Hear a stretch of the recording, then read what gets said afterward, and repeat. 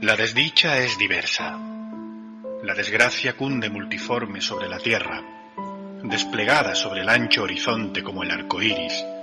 Sus colores son tan variados como los de este, y también tan distintos y tan íntimamente unidos. Desplegada sobre el ancho horizonte como el arco iris.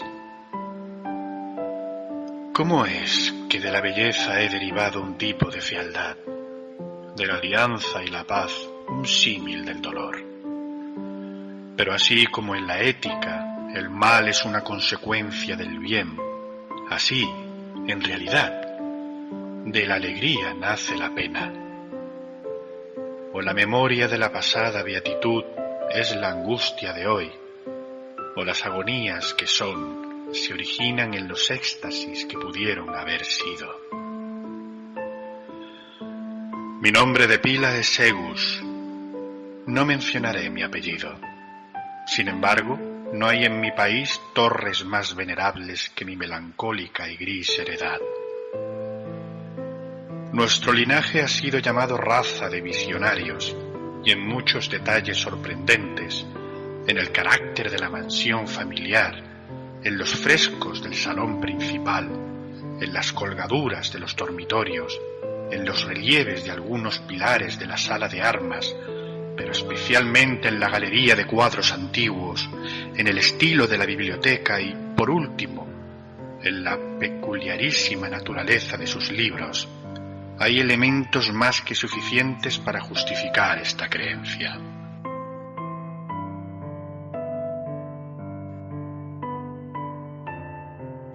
Los recuerdos de mis primeros años se relacionan con este aposento y con sus volúmenes, de los cuales no volveré a hablar.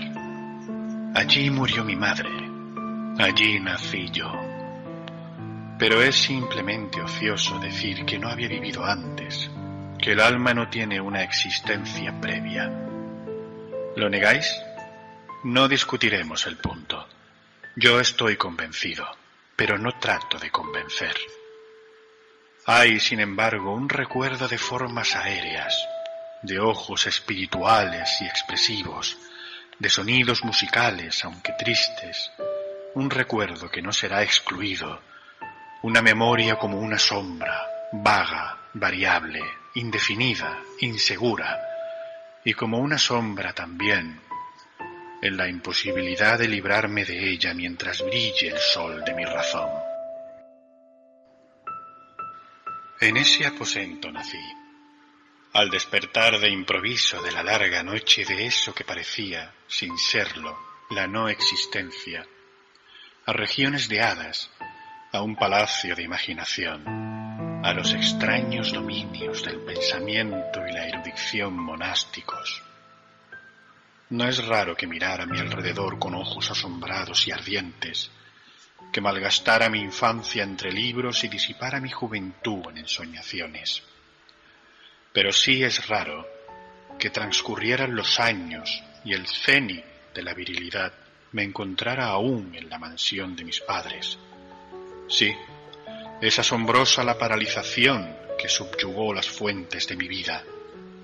Asombrosa la inversión total que se produjo en el carácter de mis pensamientos más comunes.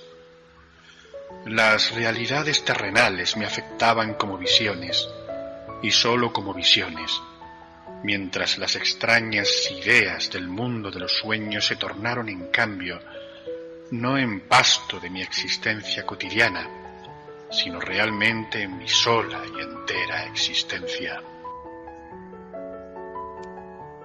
Berenice y yo éramos primos y crecimos juntos en la heredad paterna, pero crecimos de distinta manera. Yo, enfermizo, envuelto en melancolía. Ella, ágil, graciosa, desbordante de fuerzas. Suyos eran los paseos por la colina, míos los estudios del claustro. Yo, viviendo encerrado en mí mismo y entregado en cuerpo y alma a la intensa y penosa meditación. Ella, vagando despreocupadamente por la vida, sin pensar en las sombras del camino o en la huida silenciosa de las horas de alas negras. Berenice, invoco su nombre, Berenice, y de las grises ruinas de la memoria 1000 tumultuosos recuerdos se conmueven a este sonido. Ah, vívida acude ahora su imagen ante mí, como en los primeros días de su alegría y de su dicha. Ah, espléndida y sin embargo fantástica belleza. Oh, sílfide entre los arbustos del Argel. Oh, náyade entre sus fuentes. Y entonces todo es misterio y terror, y una historia que no debe ser relatada. La enfermedad, una enfermedad fatal, cayó sobre ella como el simum, y mientras yo la observaba, el espíritu de la transformación la arrasó, penetrando en su mente, en sus hábitos y en su carácter, y de la manera más sutil y terrible llegó a perturbar su identidad. Ah, el destructor iba y venía, y la víctima, ¿dónde estaba? Yo no la conocía, o por lo menos ya no la reconocía como Berenice. Entre la numerosa serie de enfermedades provocadas por la primera y fatal, que ocasionó una revolución tan horrible en el ser moral y físico de mi prima, debe mencionarse como la más afligente y obstinada una especie de epilepsia que terminaba no rara vez en catalepsia, estado muy semejante a la disolución efectiva y de la cual su manera de recobrarse era en muchos casos brusca y repentina.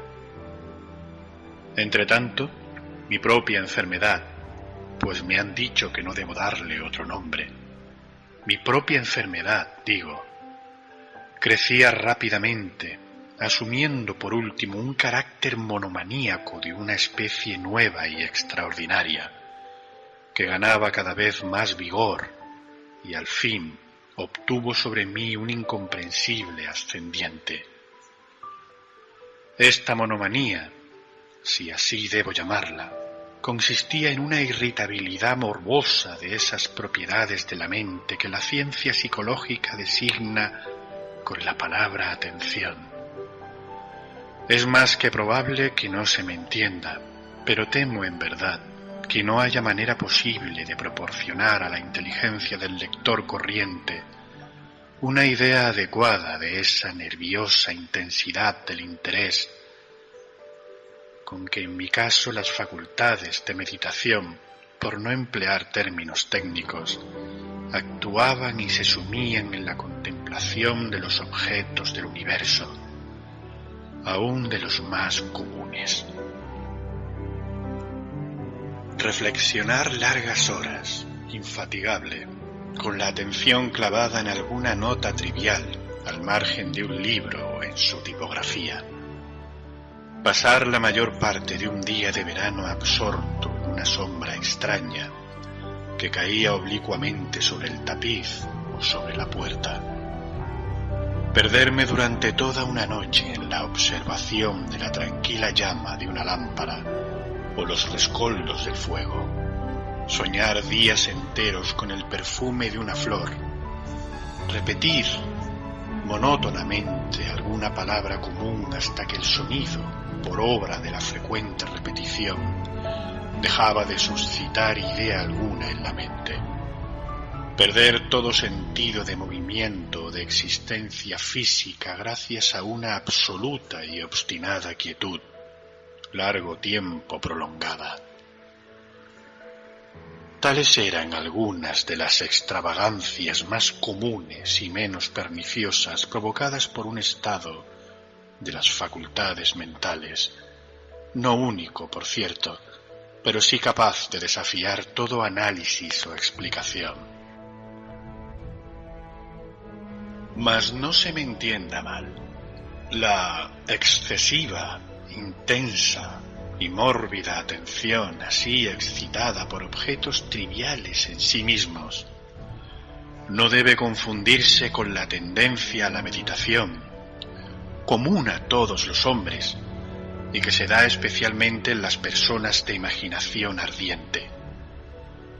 Tampoco era, como pudo suponerse al principio, un estado agudo o una exageración de esa tendencia, sino primaria y esencialmente distinta, diferente. En un caso, el soñador o el fanático, interesado en un objeto habitualmente no trivial, lo pierde de vista poco a poco en una multitud de deducciones y sugerencias que de él proceden, hasta que, al final de un ensueño colmado a menudo de voluptuosidad, el inquitamentum, o primera causa de sus meditaciones, desaparece en un completo olvido. En mi caso, el objeto primario era invariablemente trivial, aunque asumiera, a través del intermedio de mi visión perturbada, una importancia refleja y real. Pocas deducciones, si es que aparecía alguna, surgían, y esas pocas retornaban tercamente al objeto original como a su centro. Las meditaciones nunca eran placenteras, y al cabo del ensueño, la primera causa, lejos de estar fuera de vista, había alcanzado ese interés sobrenaturalmente exagerado que constituía el rasgo dominante del mal. En una palabra, las facultades mentales más ejercidas en mi caso eran, como ya lo he dicho, las de la atención, mientras en el soñador son las de la especulación. Mis libros en esa época, si no servían en realidad para irritar el trastorno, participaban ampliamente, como se comprenderá por su naturaleza imaginativa e inconexa, de las características peculiares del trastorno mismo. Puedo recordar, entre otros, el tratado del noble italiano Coelius Secundus Curio, De Amplitudine Beati Regni Dei, la gran obra de San Agustín, La ciudad de Dios, y la de Tertuliano, De Carne Christi, de cuya paradójica sentencia, Mortus est Dei filius, credibili esquia ineptum est, et sepultus resurrexit certum esquia impossibili est, ocupó mi tiempo íntegro durante muchas semanas de laboriosa e inútil investigación. Se verá, pues, que arrancada de su equilibrio solo por cosas triviales, mi razón semejaba a ese risco marino del cual habla Ptolomeo Hefestión, que resistía firme los ataques de la violencia humana y la feroz furia de las aguas y los vientos, pero temblaba al contacto de la flor llamada asfódelo. Y aunque para un observador descuidado pueda parecer fuera de duda que la alteración producida en la condición moral de Berenice por su desventurada enfermedad me brindaría muchos objetos para el ejercicio de esa intensa y anormal meditación, cuya naturaleza me ha costado cierto trabajo explicar, en modo alguno era este el caso.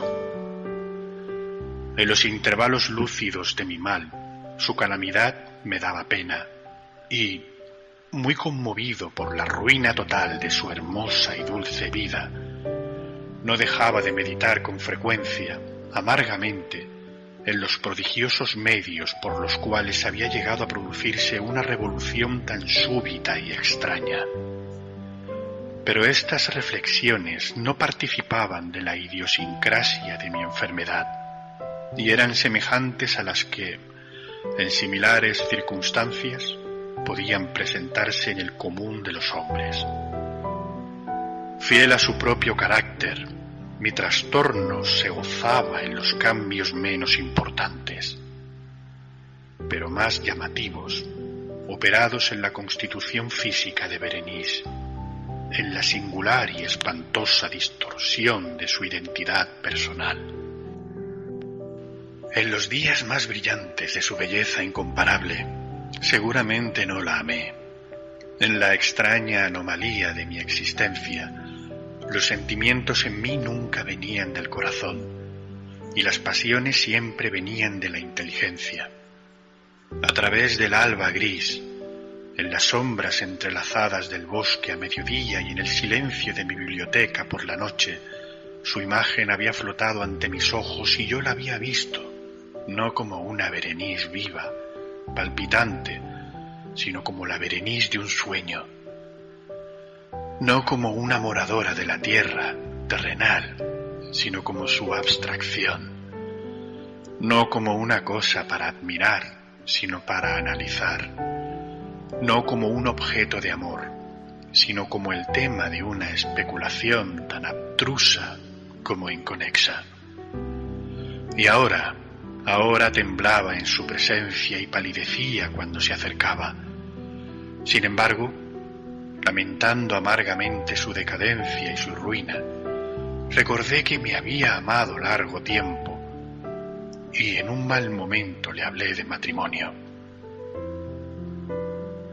Y al fin se acercaba la fecha de nuestras nupcias cuando, una tarde de invierno, en uno de estos días indespectivamente cálidos, serenos y brumosos que son la nodriza de la hermosa Alción, me senté, creyéndome solo, en el gabinete interior de la biblioteca, pero alzando los ojos, vi ante mí a Berenice. Fue mi imaginación excitada, la influencia de la atmósfera brumosa, la luz incierta, crepuscular del aposento, o los grises vestidos que envolvían su figura, los que le dieron un contorno tan vacilante e indefinido. No sabría decirlo. No profirió una palabra y yo por nada del mundo hubiera sido capaz de pronunciar una sílaba. Un escalofrío helado recorrió mi cuerpo. Me oprimió una sensación de intolerable ansiedad. Una curiosidad devoradora invadió mi alma y, reclinándome en el asiento, permanecí un instante sin respirar, inmóvil, con los ojos clavados en su persona. Su delgadez era excesiva y ni un vestigio del ser primitivo asomaba en una sola línea del contorno. Mis ardorosas miradas cayeron por fin en su rostro. La frente era alta, muy pálida, singularmente plácida, y el que en un tiempo fuera cabello de azabache caía parcialmente sobre ella, sombreando las hundidas sienes con innumerables rizos, ahora de un rubio reluciente, que por su matiz fantástico discordaban por completo con la melancolía dominante de su rostro. Sus ojos no tenían vida ni brillo y parecían sin pupilas, y esquivé involuntariamente su mirada vidriosa para contemplar los labios, finos y contraídos. Se entreabrieron, y en una sonrisa de expresión peculiar los dientes de la cambiada Berenice se revelaron lentamente a mis ojos. Ojalá nunca los hubiera visto, o después de verlos hubiese muerto. El golpe de una puerta al cerrarse me distrajo, y alzando la vista, vi que mi prima había salido del aposento. Pero del desordenado aposento de mi mente, no había salido ni se apartaría el blanco y horrible espectro de los dientes. Ni un punto en su superficie, ni una sombra en el esmalte, ni una melladura en el borde hubo en esa pasajera sonrisa que no se grabara a fuego en mi memoria. Los vi entonces con más claridad que un momento antes. Los dientes estaban aquí y allí, en todas partes, visibles y palpables ante mí. Largos, estrechos, blanquísimos, con los pálidos labios contrayéndose a su alrededor, como en el momento mismo en que habían empezado a distenderse. Entonces sobrevino toda la furia de mi monomanía y luché en vano contra su extraña e irresistible influencia. Entre los múltiples objetos del mundo exterior no tenía pensamientos sino para los dientes. Los ansiaba con un deseo frenético. Todos los otros asuntos y todos los diferentes intereses se absorbieron en una sola contemplación. Ellos eran los únicos presentes en mi mirada mental y en su insustituible individualidad llegaron a ser la esencia de mi vida intelectual.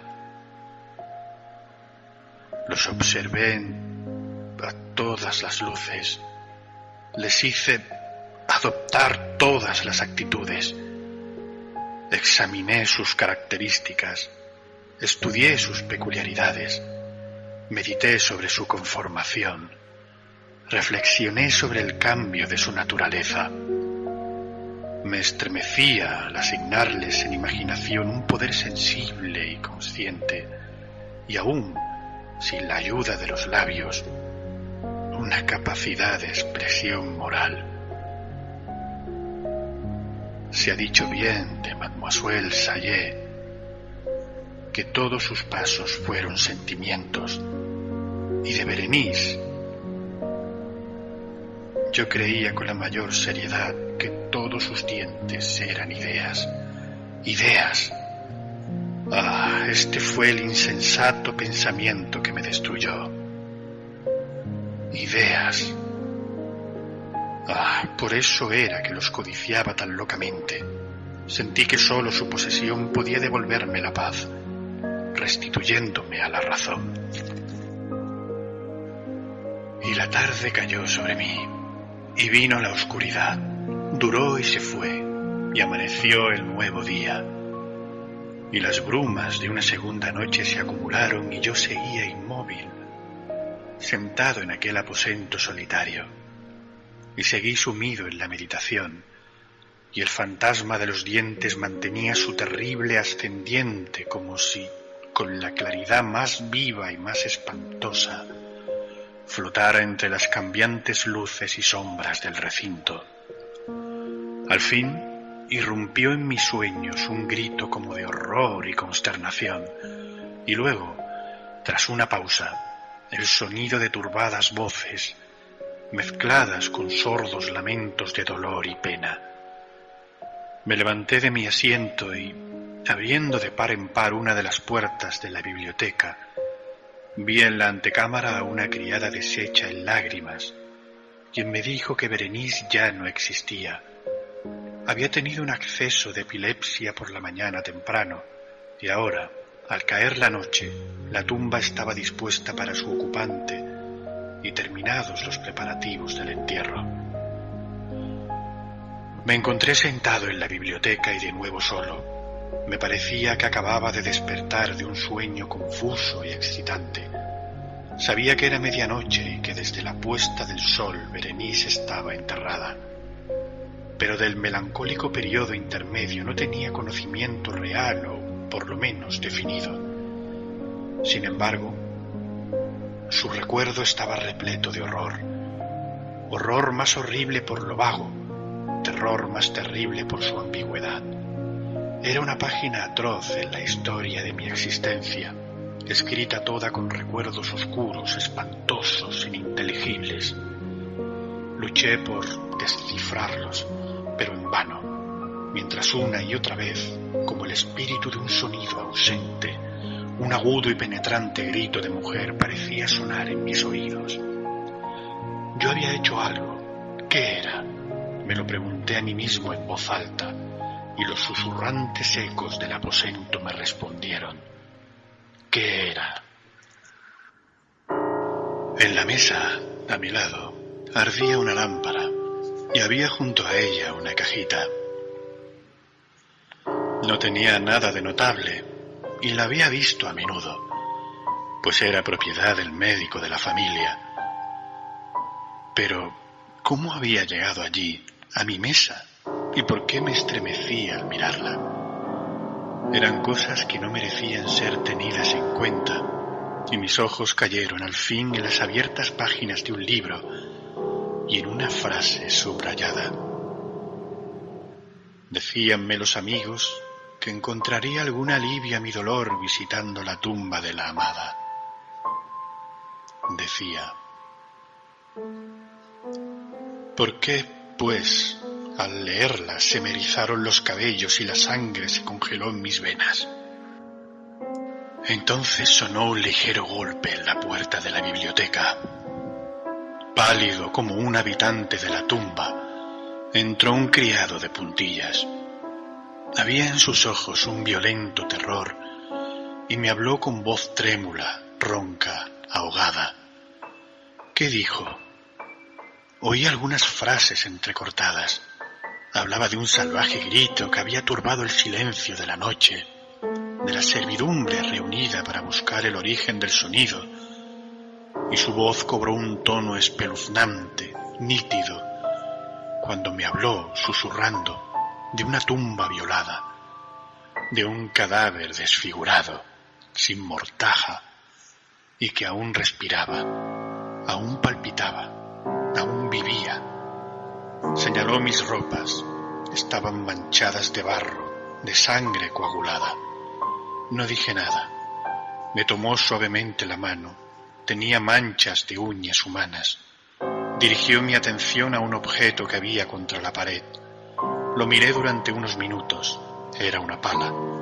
Con un alarido salté hasta la mesa y me apoderé de la caja, pero no pude abrirla, y en mi temblor se me deslizó de la mano y cayó pesadamente y se hizo añicos, y de entre ellos, entrechocándose, rodaron algunos instrumentos de cirugía dental, mezclados con 32 objetos pequeños, blancos, marfilinos, que se desparramaron por el piso.